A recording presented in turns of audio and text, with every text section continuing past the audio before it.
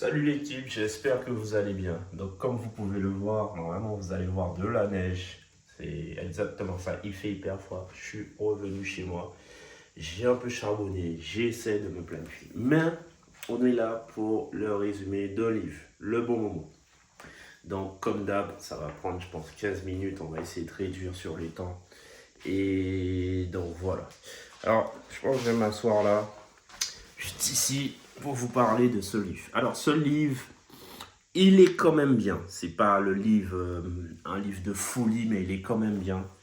Et du coup, on va commencer tout simplement, comme d'hab, des petites idées. Je vous dis ce que j'ai retenu dans le livre très rapidement. Cette vidéo, elle va me servir. Et du coup, je pense qu'elle peut peut-être vous servir dans l'avenir. Je vais lire un livre par semaine, comme d'habitude. Et du coup, je vais vous faire des résumés quasiment toutes les semaines. Là, j'ai un peu de retard, mais je compte me rattraper. Et voilà. Et la petite anecdote, c'est que j'ai quasiment fini un livre dans l'avion, mais je l'ai oublié. Du coup, ça fait que j'ai un livre de retard. Je dois racheter ce livre en parlant de ça. Voilà l'équipe. J'essaie de bien tenir la caméra pour vous. En même temps, je bois mon petit thé gingembre, curcuma. Charbon de réveil, vous connaissez. Voilà, j'allais faire ma méditation, mais avant j'ai dit, j'oublie ça. Alors, petit résumé, le bon moment. Tout est affaire de timing. Notre vie est une succession de réponses à la question quand. À quel moment se réorienter professionnellement, annoncer une mauvaise nouvelle, se marier, souvent nous n'en savons rien. Or, le timing est bien une science, nous dit Daniel Pink. Synthèse des dernières recherches en psychologie, en biologie et en neurosciences, ce livre fera du temps votre allié. Et avec son incomparable sens du récit, Daniel Picard a rassemblé études scientifiques, anecdotes, conseils, pratiques pour ceux qui veulent apprendre, travailler, vivre mieux. Vous y allez découvrir l'immense pouvoir des pauses bien maîtrisées, l'architecture cachée des journées et l'art de transformer les débuts ratés en nouveaux départs. Voilà. Donc effectivement, le résumé est vrai. Le résumé est vrai. Je trouve ça plutôt pas mal comme livre. Et juste pour bien commencer, je vous laisse regarder ça. La première page ici, là, il donne déjà d'autres livres à lire. Donc comme moi, je lis un livre par jour, je pense qu'il y en a un ou deux que je vais lire cette année. J'ai pas encore décidé. Voilà le premier point. Je sais pas si je bouge. Ok, donc moi je prends des marque-pages les amis. Voilà. Et je vous dis ce que j'ai retenu dans les marque-pages qui peuvent aussi vous être utiles. Je vais marcher parce que aussi je dois faire des pas. Même si vous voyez, attendez, hop, il neige partout. Moi je sors pas de chez moi normalement. Voilà, vous voyez la neige et tout ça. Donc voilà. Ok. Donc on est chez moi, hein, les amis. Alors, ça a commencé par le sommeil, parce que la plupart des gens, ils ont différents types de sommeil. Il y a les alouettes qui dorment plutôt tôt. Il y a le troisième type, donc c'est à 65% de la population. Ce sont les oiseaux, tu vois, nous on dort de façon normale. Et il y a les hiboux qui dorment super tard. Donc, du coup, ils disent... D'ailleurs, le moment de la naissance joue un rôle décisif. Les gens nés à l'automne et en hiver ont plus de chances d'être des alouettes, tandis que les hiboux seront plus nombreux chez eux, nés au printemps et en été. Ben ouais, c'est ça. C'était la petite information que j'avais pas. Ça joue un petit peu avec votre naissance pour savoir quel est votre type de sommeil. Parce que, effectivement, je l'ai fait, et j'entends pas mal de personnes dire il faut se réveiller à 5 heures du matin, faire ci, faire ça, etc. etc. Mais si tu n'es pas du matin, voilà, ça peut être très compliqué. Alors là, il parle de 4 trucs pour un bon départ dès le matin. Alors, le premier truc, c'est de boire un verre d'eau. Alors moi, je fais pas, je bois du thé directement. Je prends ma théière, je mets de l'eau chaude et tout ça, de l'eau en bouteille si possible, tu vois. Et là, je fais ça. Éviter le café au réveil. Tu viens de te réveiller, Donc tu viens de dormir. Donc normalement, tu n'as pas envie de dormir. Normalement, si tu respectes bien tes trucs. Et le café, ça t'aide vraiment pas. J'en bois quasiment jamais, moi, du café. Prendre du soleil. Ça, c'est le petit truc en plus que moi, je ne fais pas spécialement. Je devrais le faire. Mais je vais réfléchir à comment m'organiser pour faire ça. Peut-être aller sur mon balcon. Mais comme il fait froid, tu vois, t'as pas trop envie. Donc voilà. Et après, il a dit voyant psy le matin. Bon, ça, je suis pas en mode psy et tout ça. Je pense que j'ai déjà la pensée au tout ce qui est psy, des trucs comme ça. Pas trop mon délire. En fait. Un autre point important que j'ai retenu, et peut-être s'il y a des gens dans le secteur hospitalier ou d'opération et tout ça, j'espère que ça s'applique. En gros, il y avait un hôpital qui, tu vois, comme pas mal d'hôpitaux, il y a des erreurs qui se font parce qu'ils ont des mauvaises informations. Et du coup, c'est parce que des fois, tu es surchargé de travail et du coup, tu enchaînes peut-être des patients et du coup, il peut y avoir des erreurs. Et bien, eux, ils ont mis en place un protocole de vérification préalable. Donc, c'est dirigé par le service d'anesthésie. Donc, alors, c'est d'abord présentation. Donc, tout le monde se présente. Après ça, l'identité du patient, procédure chirurgicale, formulaire de consentement, intervention chirurgicale, transfusion sanguine, protocole expérimentaux, définition du côté de la zone opérée, rappel du diagnostic, des conclusions radiologiques, allergies éventuelles. Donc là, en gros, vous voyez, il y a pas mal de choses qui font que les pauses vigilance peuvent servir à quelque chose. Donc je continue. Je sais pas combien de pas que j'ai fait. Vous voyez, je pense un jour je vais acheter un tapis. Besoin de refaire la déco de chez moi. C'est bon. J'en ai marre de vivre comme un moine. Mais bon, ça ne dérange pas. Hein. Normalement, il n'y a pas trop de distractions. Mais ouais, je peux refaire chez moi. Ça, je vais me sentir plus à l'aise. Bon. À quand? Alors là, je regarde vite fait, c'est quoi? Vas-y, je vais me mettre près de ma moto. Ça, c'est ma moto d'appartement. Ça, vous allez voir la moto Gauguin, moto d'appartement. Au fond. Ah, elle est là, vous la voyez, c'est bon. Alors, qu'est-ce que j'allais dire? Alors, je lis, hein, j'oublie c'était quoi. Quant à moi, après quelques mois à expérimenter les siestes de 20 minutes, je me suis converti. J'ai troqué mon scepticisme contre l'amour de la sieste et savouré maintenant, sans honte, le combo café-sieste que j'ai surnommé Napuccino.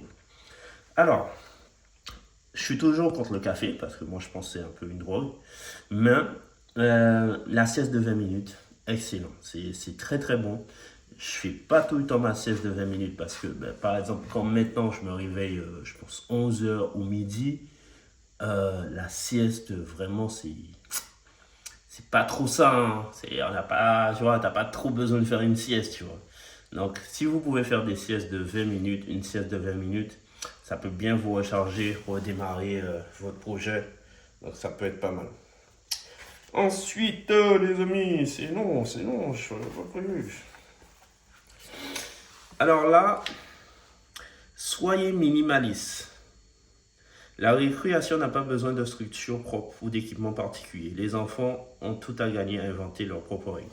Alors moi, c'est bien d'avoir des jouets et pas mal de choses, mais en fait, je pense que la plupart des enfants, on est assez créatifs parce que notre esprit n'est pas formalisé, ils n'ont pas fait trop d'études à penser comme ci, à penser comme ça. Du coup, ils peuvent créer. Et du coup, eux disaient que, en gros, de donner peut-être plus de récréation aux enfants, ça paraît con, mais pour qu'ils soient plus concentrés par la suite. Bien sûr, il va y avoir des gens qui vont, la moyenne, davantage performer et des gens qui vont abuser comme un peu partout. Et en Finlande, pays doté d'un des systèmes scolaires les plus performants du monde, les élèves ont une pause de 15 minutes toutes les heures. Certaines écoles américaines, par exemple l'école élémentaire Edge Mountain à Fort Fun, au Texas, ont adopté le système finlandais et a amélioré les conditions d'apprentissage en offrant 4 récréations par jour aux enfants des petites classes. 4 récréations par jour, vous entendez?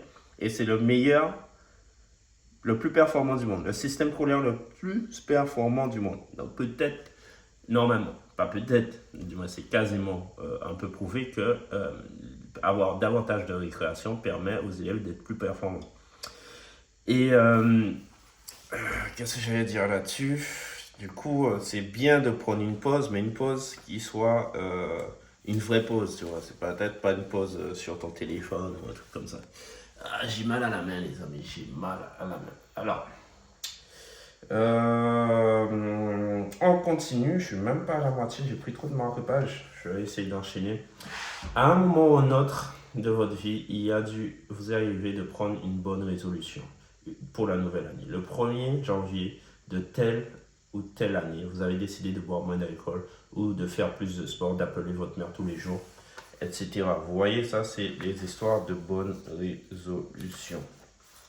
Donc, il est possible que vous ayez tenu cette résolution pour finalement renouer avec une santé de fer ou le devoir filial. Bon, voilà.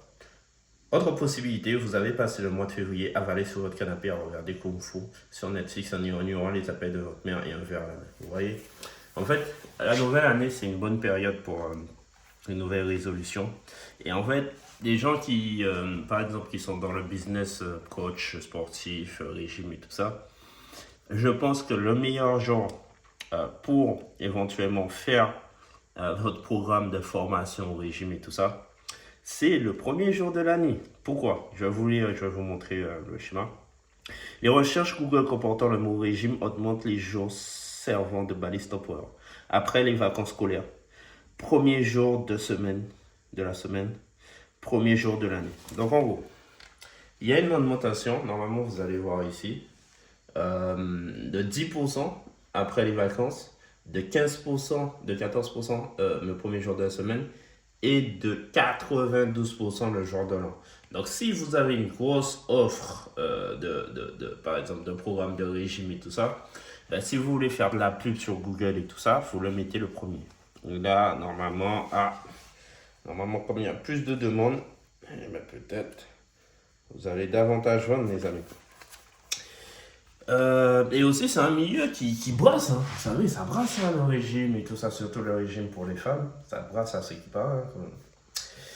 Alors, un petit chapitre. Bon, comme je ne suis pas encore marié, s'il y a une femme qui répond à mes critères et qui souhaite me contacter, je suis là, je suis célibataire. À l'heure de cette vidéo, bien sûr. N'hésitez pas à vous manifester. Hein. Du coup, attendre un âge raisonnable, mais pas canonique. Oui, je sais pas très bien lire, je vais m'écrire, orthographe, prononciation, la totale. Ça peut pas être bon partout, hein. Alors, ce n'est probablement pas un hasard si les personnes qui se marient très jeunes divorcent davantage. Ainsi, un Américain marié à 25 ans a 11% de chances de moins de divorcer qu'un Américain marié à 24 ans. Selon une étude, blablabla, mais attendre trop longtemps n'est pas que avantage. Passer l'âge de 32 ans, même en tenant compte de la religion, de la géographie, du niveau de diplôme et autres facteurs, les risques de divorcer augmentent de 5% par an au cours de la décennie qui suit. J'ai 32 ans, donc faudrait faire vite hein, les gens. Ah, les amis, je pense que j'ai sauté quelques pages. Non, ça c'était quoi? Ouais, le mariage. Ouais, généralement, c'est plus les femmes qui veulent se marier, hein. Non? C'est plus les hommes ou les femmes qui veulent se marier pour vous? Moi, je trouve que c'est plus les femmes, hein. N'hésitez pas à répondre en commentaire. Mais là, je sais ça. Si quelqu'un répond en commentaire, allez, je lui donne 10 euros. La première personne qui répond. Déjà, il faudrait que tu arrives jusque-là dans la vidéo, ce qui m'étonne. Mais tu mets j'ai bien écouté ta question à telle minute et je réponds aux commentaires que moi, je pense que soit les femmes ou soit les hommes ont plus envie de se marier. Et 10 euros par PayPal, si t'as pas PayPal, tant pis pour toi. Ah bon, voilà. Ok. Voilà, on continue. Hein. Oh, n'importe quoi, je vais perdre 10 euros là. Mais non, personne ne va regarder la vidéo. Je vais économiser 10 euros. Alors, selon la légende, Buffett discutait un jour avec son pilote privé, alors que ce dernier lui faisait part de sa déception de ne pas avoir accompli ce qu'il aurait voulu. Buffett lui prescrivit un protocole de soins de 3 étapes. Ah, ok. Ouais. Dans un premier temps, dites-lui, faites une liste de 25 choses à faire dans le reste de votre vie. Prenez la liste et entourez les 5 de ces choses, celles qui sont vraiment la priorité. Vous aurez alors 2 listes, l'une avec vos 5 objectifs premiers et la deuxième avec 20 suivants. Enfin, commencez sans tarder à réfléchir à la manière dont vous pouvez accomplir ces 5 objectifs prioritaires. Quant aux 20 autres, oubliez-les, ignorez-les, quoi qu'il en coûte. N'y pensez plus jamais, même après avoir accompli votre top 5, ce qui risque de prendre un certain temps. Pour s'extirper de la trompeuse, mieux vaut miser sur un nombre limité de choses qui vous tiennent réellement à cœur plutôt que de multiplier les objets bancals ou inachevés.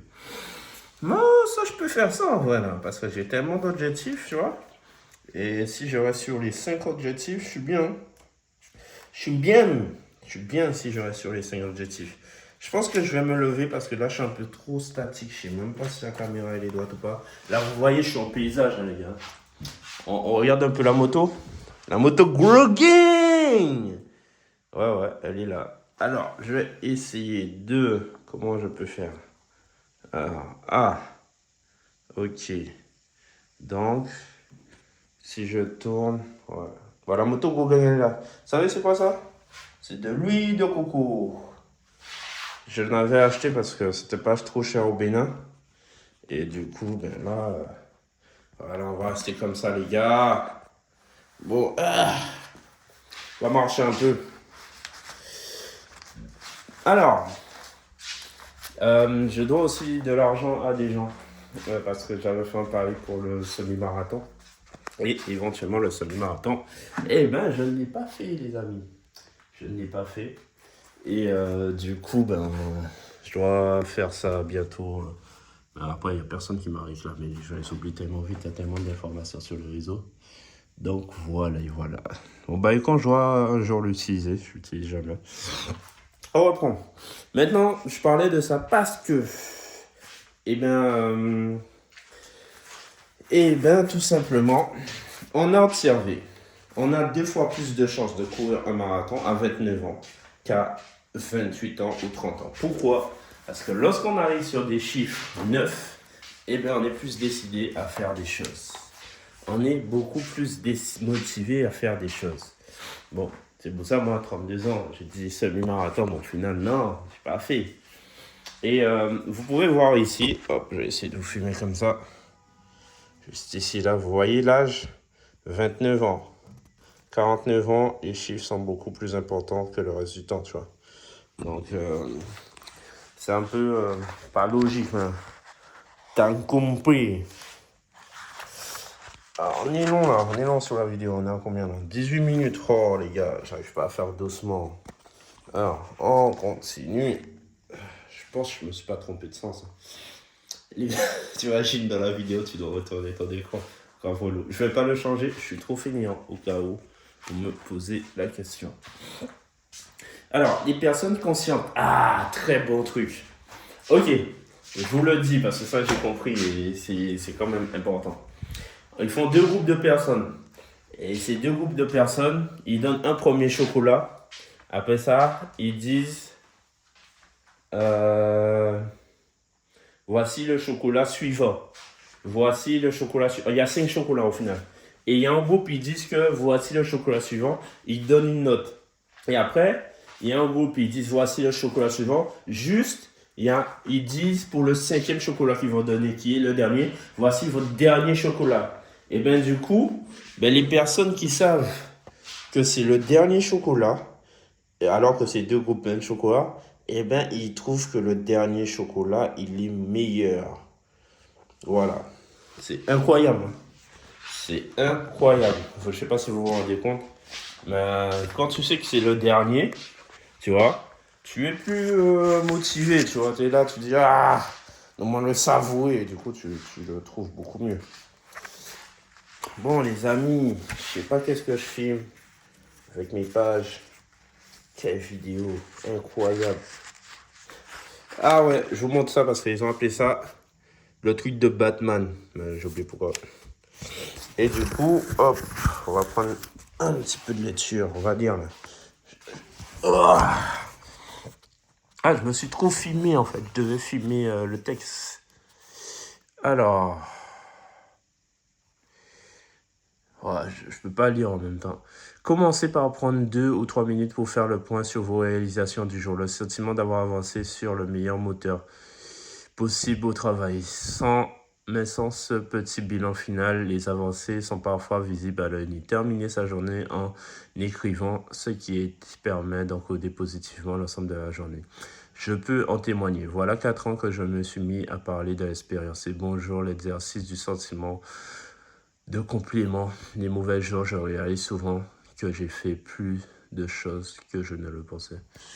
En gros, là, tu as tes journées. Mais en fait, à chaque journée, tu dois essayer de prendre 2-3 minutes pour faire le point. Pour te dire, ok, aujourd'hui, voilà, il s'est passé ci, il s'est passé ça, qu'est-ce que j'ai retenu, comment j'ai avancé et tout ça. Et juste en faisant ça, tu peux déjà progresser mentalement. Parce que, en fait, c'est comme si tu disais à ton cerveau, bon, ben voilà ta journée, voilà ce que tu as fait, voilà ce que tu dois retenir. Et du coup, ça peut aider dans tes projets, dans tout. Et comme ça, tu vois qu'est-ce qui est bon, qu'est-ce qui n'est pas bon. Les amis, je suis en train de... Ah ouais, ok, ben là, je vais vous raconter. Je me rappelle aussi de cette partie. Je viens de lire le livre aussi. Alors, est-ce que c'est important que je vous dise c'est où? Je pense en Inde. Bref, hindou, c'est Inde. Donc, en gros, il y a les Dabawala.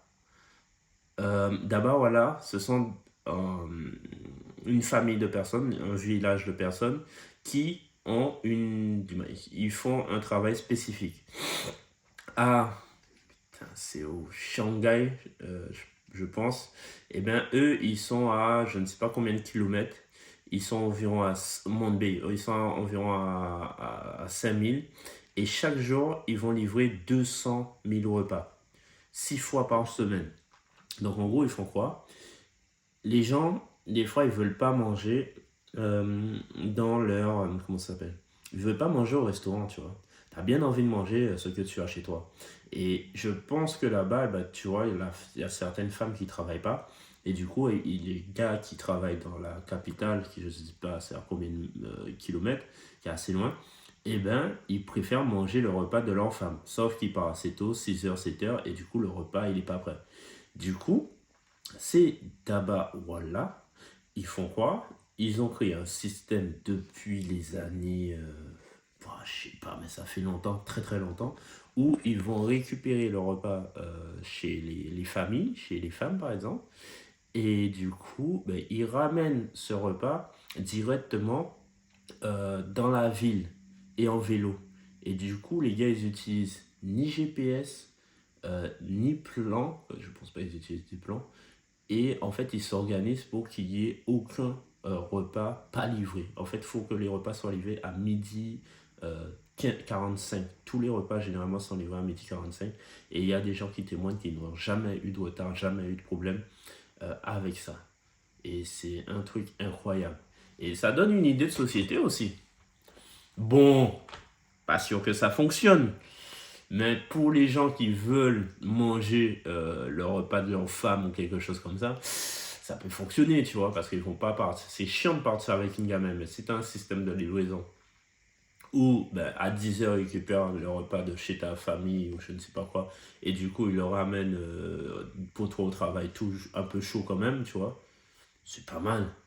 Mais bon, pas sûr que ça fonctionne, mais tu peux créer la mode, mais bon, à voir les coûts. Bon, je vous ai donné une idée de business.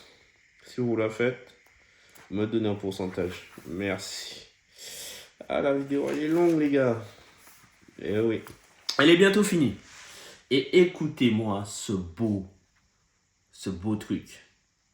En dehors du chien, le livre est le meilleur ami de l'homme.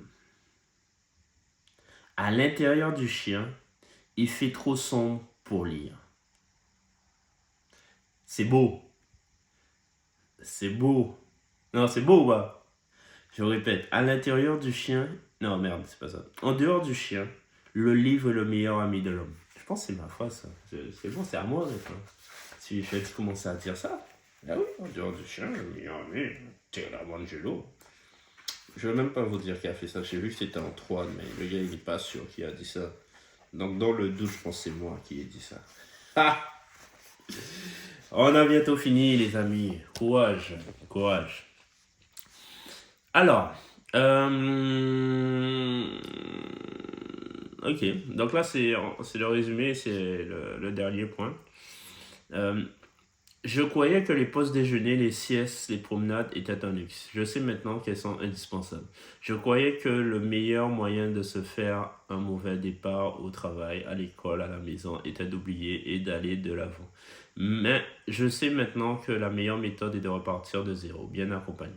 Je croyais que les mi-parcours importaient guère en partie parce que je n'avais pas conscience de leur existence. Je sais maintenant que les mi-parcours sont l'exception du principe fondamental du comportement humain. Voilà les amis, on a fini ce livre. Fier de moi parce que hier, et ça va être mon premier post Insta, j'ai dit tout le temps je fais pas ce résumé, je poste rien sur Instagram. Bon, j'y étais à surveiller les gens comme d'hab, mais j'ai rien posté. Alors, je vais vous laisser une petite vue, vraiment sur la neige, 26 minutes. Bon, je m'améliore pas au niveau temps, mais bon, ouais. Vous avez des informations de qualité. Cette chaise, elle est là depuis tellement longtemps. Je dois la jeter un jour. Mais bon, voilà, j'ai pas vraiment le temps. Je vous laisse sur ces petites images, ces immeubles de béton, le froid, vraiment. Et je vous dis à bientôt. Ciao.